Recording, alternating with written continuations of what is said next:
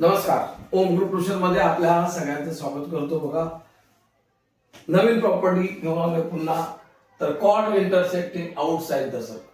आता इथे पण तेच, जसं मी अगोदरच्या व्हिडिओमध्ये chord intersecting outside the circle शिकवलं, त्याच्यामध्ये पण अँगल आणि आर्क फाइंड आउट करायचे होते.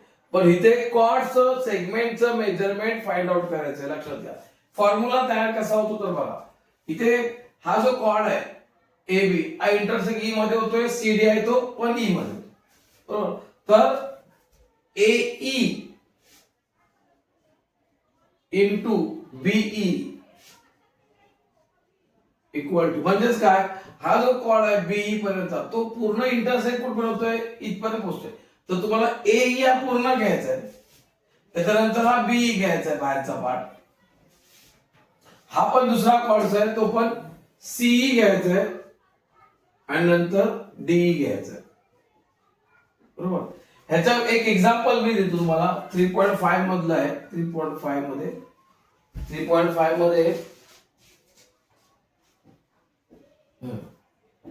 4 नंबरचं सम आहे. PQ 6 डी इथे 6 आहे,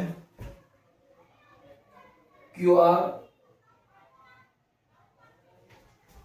सी डी 10 आहे, नंतर पी एस इथे बी 8 आहे. फक्त नावात बदल झालेला आहे. फाइंड आउट करायचं आहे ए, तुम्हाला फाइंड आउट करायचं आहे ए. नावात बदल केले, हेच सब किमती त्याच ठेवलेल्या आहेत, नावात बदल. तर आता बघा, ए माहित नाहीये मला, इंटू बी 8 सी ई इथून हा जो आहे पूर्ण, बघा तो पूर्ण दिला नाही तुम्हाला सी, पण आपण काय करणार, C equal to C D plus D. आता सी डी किती आहे 10, डी किती 6, म्हणजे 16 झाला सी, आणि डी किती आहे 6. मग A equal to 16 into 6 divide by 8. 8 वजा 8 2 जा 2 इंटू 6 ए इक्वल टू 12.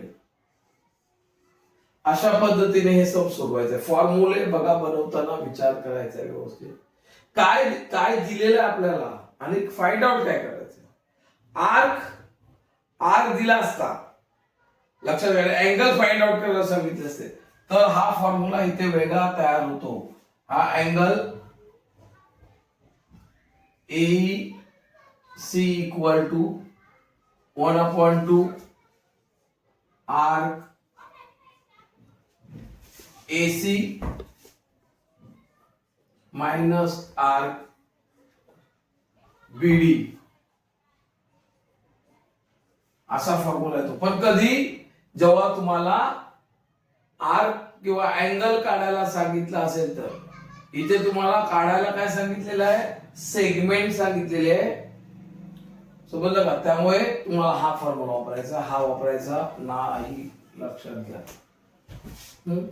तर तुम्ही बघा, याच्यावर गणित जेव्हा येणार परीक्षेला, तेव्हा शांत विचार करा कोणता फॉर्म्युला वापरायचा येतो, त्याप्रमाणे करा. जर तुम्हाला व्हिडिओ आवडला तर लाईक करा, शेअर करा, सबस्क्राईब करा.